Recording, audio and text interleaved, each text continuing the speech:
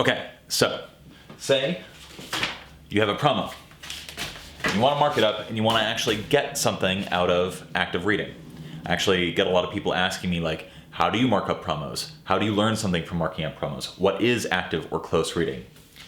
I'm going to tell you. First thing you want to do is either read on a PDF or some sort of surface that allows you to make comments or notes, things that allow you to engage with the text. I personally prefer printing out promos and writing with a pen. The first thing that you want to do, and which is actually probably the last thing that you're going to end up doing as you're marking up a promo, is you want to reverse engineer what the actual ordinary idea of a promo is. You want to look for whatever the big idea of a promo is, the big promise, the big claim, the argument, the emotionally resonant argument that the promo is trying to make. And then you want to try to find out what the original, like actual real investment thesis or underlying idea of the promo is. So for example, if you are looking at a promo and the big idea is about claiming what are called freedom checks, you want to read the promo and you want to note down what the big idea is at the very top, and you want to write down the original idea, which is something like you can get dividend payments from master limited partnerships or other dividend paying royalty stocks. The second thing that you want to do is you want to identify the lead type. There's a book called Great Leads written by Michael Masterson and John Ford. Highly recommend that you read that. This notion of the lead type is also very attached to the customer awareness spectrum. And I'll have another lesson about each individual lead type as well, because you should know all of these more or less like the back of your hand. But for now, here are what the different lead types are. There are story leads, secret leads, benefit or promise leads, proclamation leads, problem solution leads, and direct offer-driven or invitation leads. Every single one of those has different structures and different tropes that they follow. So it's important when you're reading a promo to understand what kind of lead it is so that you can understand how this promo is structured differently or the same as other promos that you've read. The third thing that you want to be looking for is any coupling between claims and proof. So for example, if a promo says water is wet, you want to look for some sort of corresponding piece of evidence or copy that corroborates that claim. Major kinds of proof that you will often see in copy is social proof, which typically comes in the form of testimonials or endorsements. You'll have academic proof that comes from scholarly sources, academic journals, big institutional reports, things of that nature. You'll have mainstream media proof, stuff that comes from newspapers and television broadcasts. You'll have celebrity proof or examples of famous people or people out in the public who have done what is being promised in the sales letter itself. Then you can have historical proof, stuff that comes from books, analogies to things that have happened in the past. And then you have a type of proof that really is more or less logical deduction, an if this then that, or this happened because X, Y, and Z reasons. It's just a corroboration of a claim. That kind of proof is typically useful when it comes to proving an idea that doesn't have any sort of corroborating evidence out there in the world. Like, for example, your typical syllogisms like, all bachelors are single, because of the definition of the word bachelor. The fourth thing that you want to be looking for are what are called dimensionalizations.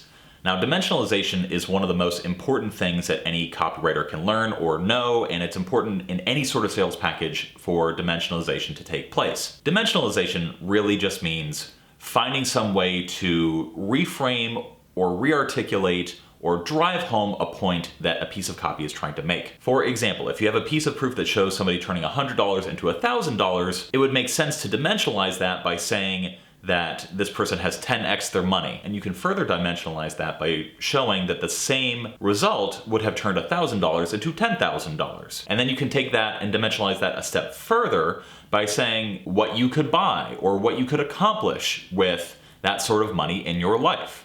The copywriter David Deutsch says that there are 9 kinds of dimensionalization. There's emotion, where you drive home any feelings of love or grief or sadness or greed or anger or fear. There's personality dimensionalization, where the writer or guru of the copy emphasizes how they feel about a particular point. There's dimensionalization involving credibility or believability, ways of driving points home that corroborate or emphasize the believability of a point. There's sensory dimensionalization, stuff involving, sense of sight, smell, touch, things like that. There's dimensionalization that emphasizes interest or fascination or curiosity. You can dimensionalize a point by bringing in some news article or something that's out there in the world that has just happened. There's numerical dimensionalization, which is the example that I just gave, turning percentages into dollar amounts or turning dollar amounts into percentages. But another way to numerically dimensionalize is to turn some figure into something more comprehensible. For example, if you see a geological survey that identifies several billion barrels of oil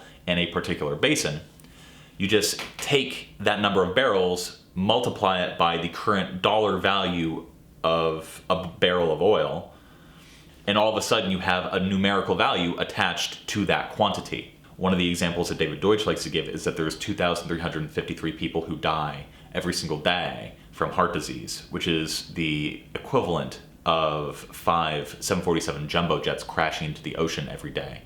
Another way to dimensionalize is to reframe or to change perspective of what you're talking about. Like, for example, if you're selling a beauty cream, you can say something like, your friends will accuse you of having a facelift.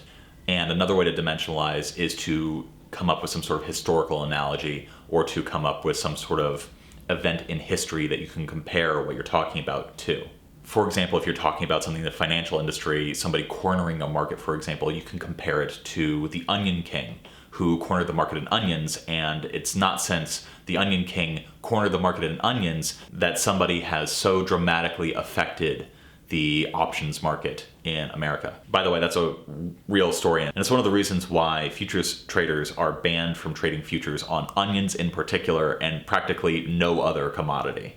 So that's dimensionalization. It's important to pay attention to how copy dimensionalizes things because you want to internalize all the different patterns and structures and different ways of dimensionalizing something so that you can apply that to your own work. There's no point in copy that should not be dimensionalized or broken down or driven home in some way.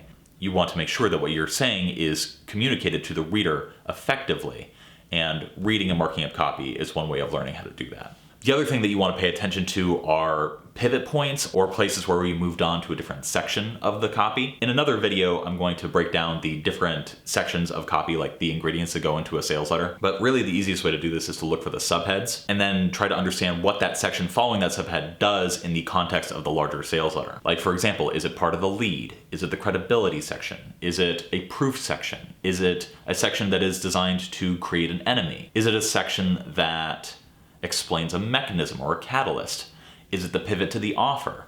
Is it a summary of the offer? Is it a close? These are all things that you want to mark up so you can see very clearly how a piece of copy transitions from one section to another.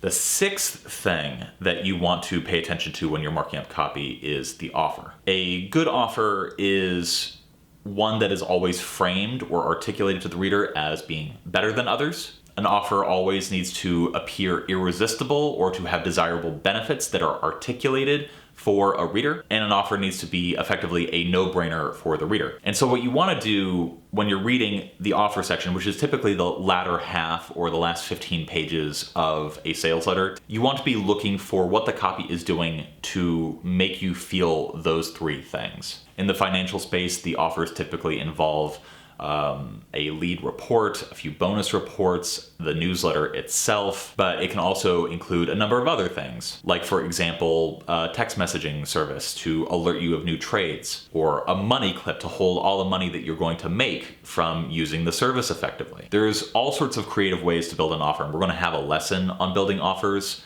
sometime in the future. And so it's important for you to look at the latter half of sales letters and understand what is it that makes this offer strong, and to write it down in the sales letter that you're annotating. Another thing that you want to note when you're reviewing copy is any design choices that have been made by the copywriter or by the designer. Like, for example, are the charts clear? Do they communicate or evoke an emotion? Is the promo using a specific color palette to affect certain emotional responses? Was there anything that you found distracting or attractive or compelling? Keep in mind that in direct response Ugly is typically better than beautiful. Ugly is more eye-catching and more attention-grabbing, and we are in both the idea and attention business. The big tendency in graphic design and art is to make design invisible, to make any designed element seem very frictionless. But direct response is not that way. For that reason, I highly recommend everybody start getting used to using Comic Sans font. And one of the other things that you want to note down, if you can, if you have access to this information, is data about how this promo was marketed or how it performed or what it did in the world, what traffic drivers led you to that particular promo, what the order form looks like. Is it on the page? Is it on the next page behind the fold? You effectively want to understand the context in which this particular promo that you're reading was delivered unto you. You can't always do that, but if you can get a hold of that information, I highly recommend you take note of it. And that's it. That's how you annotate and closely read a piece of sales copy. Those are all the things that you want to pay attention to as you're going through a promo and all the things that you want to be marking up along the way. So let's get started.